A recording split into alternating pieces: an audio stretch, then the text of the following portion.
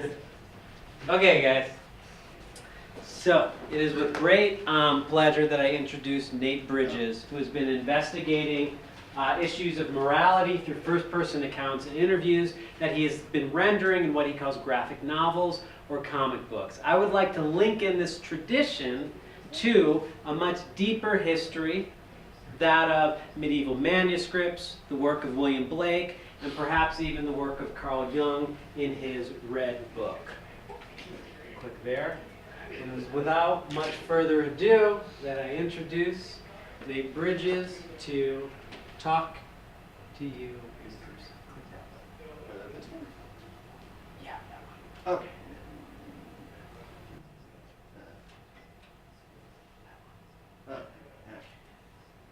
Nate! Yeah!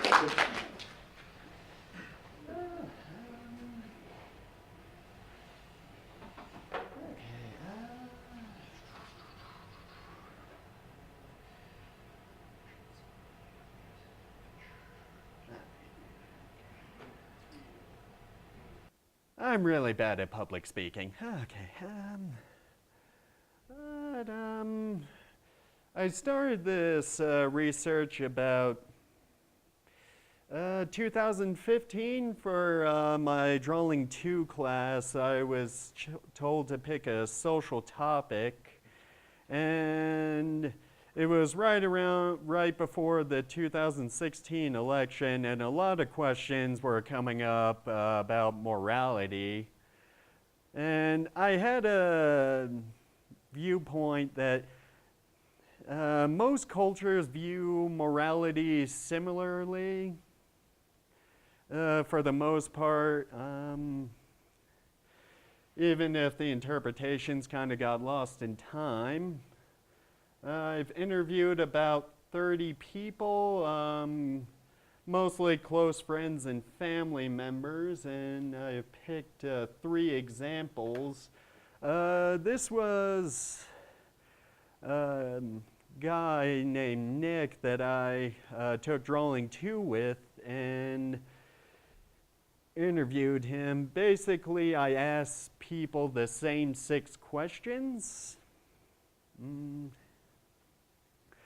First one is, would you like to be a superhero?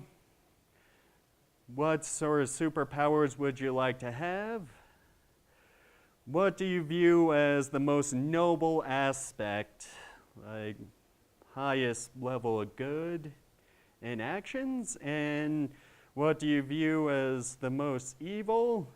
And then to break it down into art styles, I asked who their favorite artists were and who their least favorite artists were. And for Nick,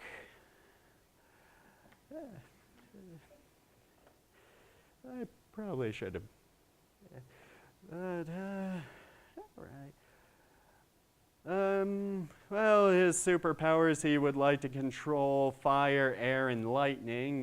He's a huge anime fan, just like I am, so, yeah. And,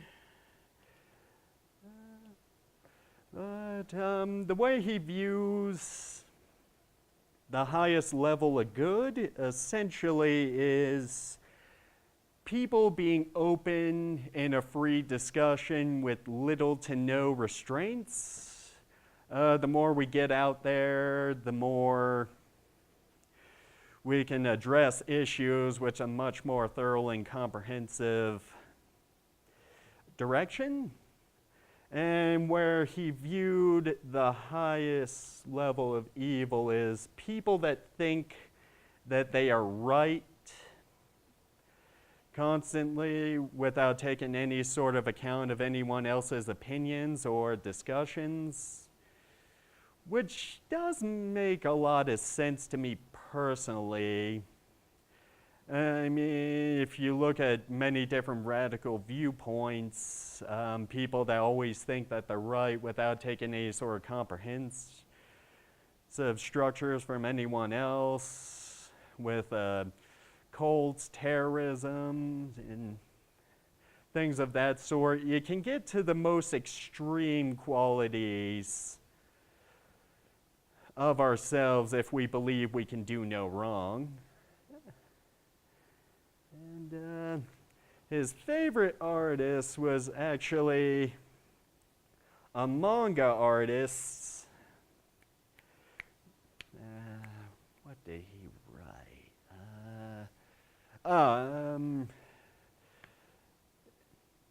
It's a weird anime called Dur-Ra-Ra-Ra-Ra. And his least favorite artist was actually Dr. Seuss. He just did not like any of the Dr. Seuss imagery. And then this was actually my interview with my Drawing 2 teacher. And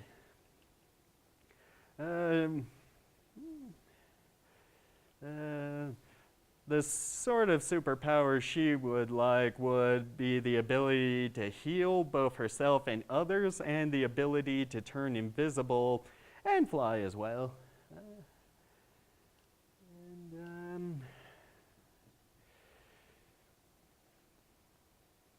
And she finds that people that tell the truth are the most noble of people rather than someone that constantly lies, which does make a lot of sense. A lot of different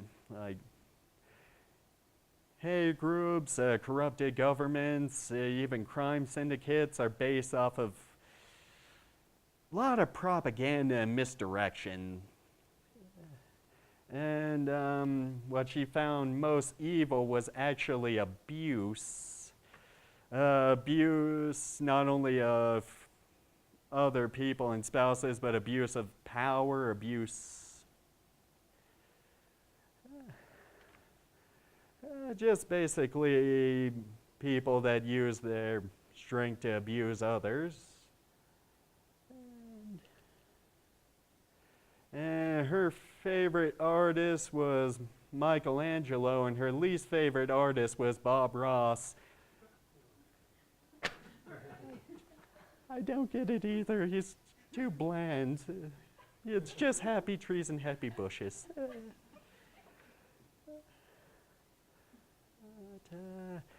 And last one is actually probably the most controversial viewpoints that I interviewed, and it was actually my older brother.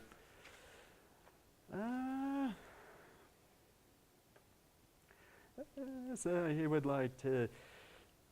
I don't know why sterilization was like the power that he told me specifically I cannot.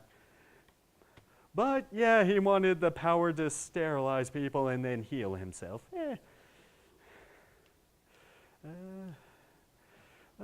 He finds people that stay true to themselves don't really deviate away from who they really are to be the most noble, and he finds that corruption is actually the greatest of all evil, which, again, it makes a lot of sense. If you look at every single dictator has ever taken power, they're dictators that have taken power, kind of self-explanatory. But his favorite artist is actually two different manga artists. One wrote a manga series called Monster, and then the other one wrote another manga series called Naruto. His favorite is Monster, and his least favorite is Naruto, mostly because the ending was just terrible. And that's actually it for the presentation. Okay. And for the poster, right here. All right.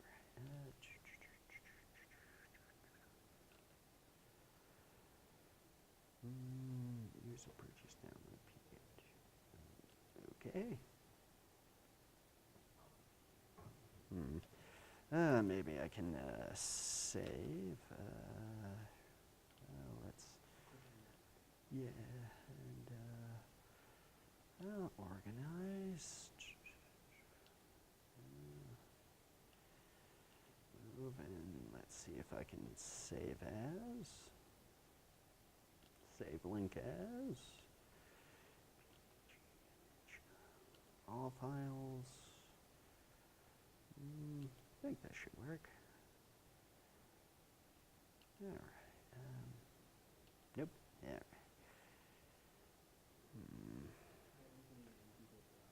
Okie dokie.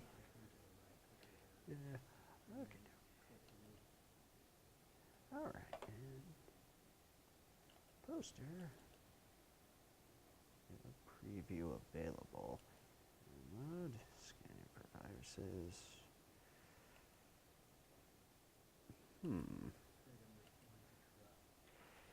Possibly, but I think it's probably because I did it as a PNG, and I knew I should have stuck with JPEG.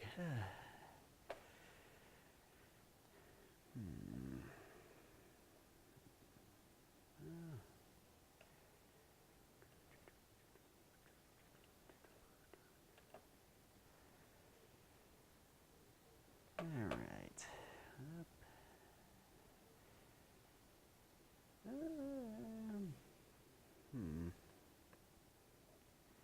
Security alert. Check activity. Yes, it was me.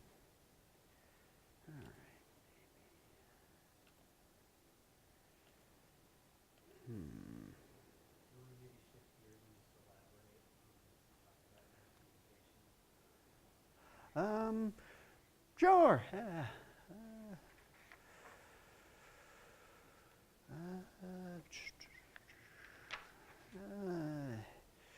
Do have the drawings I actually did for the poster.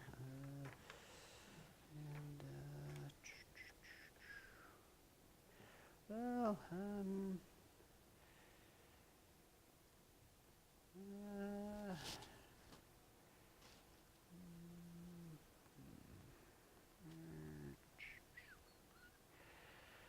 essentially where I'm planning to take my research is I'm planning to interview at least another 30 to 38 people. I've already interviewed 30 different people with notes. For the actual graphic novel, I added quite a bit to it. I actually came up with about 16 different languages, a complete world history, about 4 main religions broken down into 15 sects, and different individual nations with their countries, just to kind of build a culture to where the actual story can take place. It's kind of like survival of the fittest philosophy, like who is the most morally correct, sort of world base is what I base my comic off of.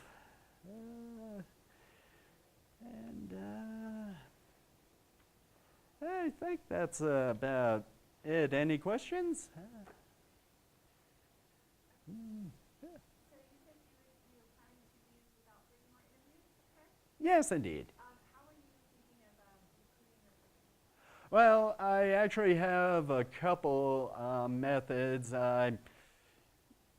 Online, just asking people. A lot of the way I built it was through people I knew personally at my old school, and then a lot of people I met online, and just asked if they would like to participate. I only had one person actually turn me down, and the weird thing was, it was a police officer, so you would think someone that's kind of naturally a superhero already kind of would,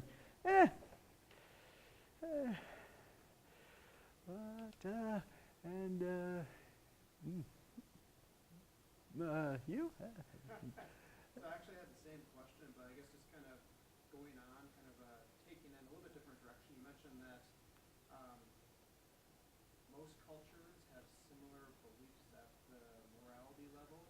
Yes, indeed. Are you interested in testing that? If so, might that influence how you select your Yeah, actually kind of the way I conduct, the way I like try to go out and ask different people or people with completely different backgrounds, if they're from different cultures, religions, ethnicities, raised in different parts of the U.S., because a lot of different places have very different cultures, and then a lot of different places in the world have very different cultures. But there is a sense of compassion for people that suffer. There's kind of a strong undertone that murder is wrong, except under certain circumstances like war times and so on, and taking advantage of people, no matter the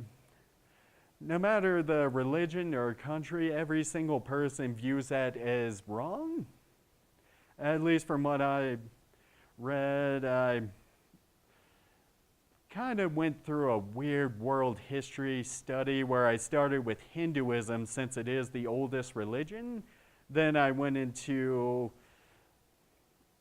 Buddhism, Judaism, because they branched off in similar ways from there. Then Greek, Roman, Anglo-Saxon, Christianity, Islam, and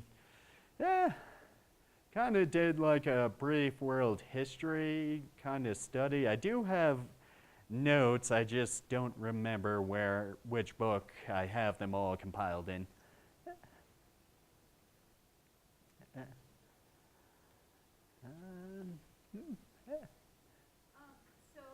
terms of your interview, you could expand upon your findings.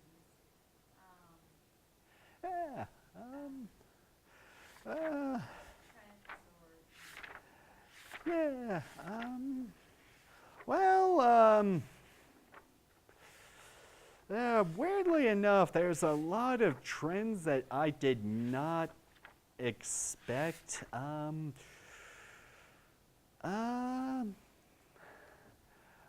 lot of trends that I was kind of expecting was most people say that taking advantage of another person is a wronghood, but then another one that I kind of surprised me was lying to other people was another strong viewpoint that everyone said was wrong, which does make sense, but at the same time,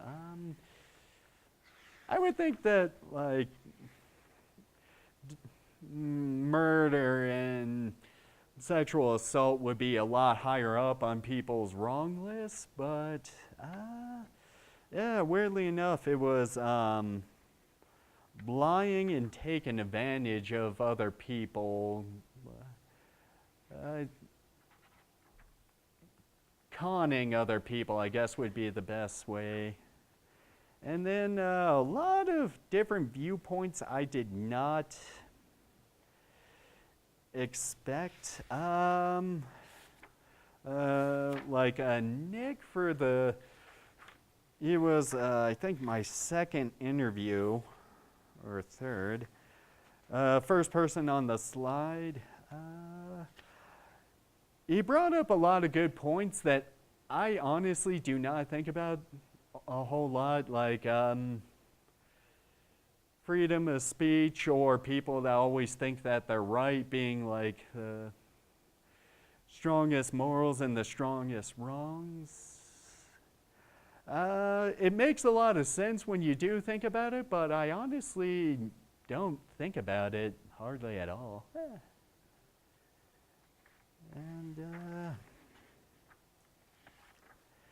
And another common thread was a lot of people viewed organized crime as the greatest evil. Up to 6 people I interviewed viewed organized crime as the worst of the worst, which I actually find kind of surprising. It does make sense, but I do find it surprising. I'm not sure why, though.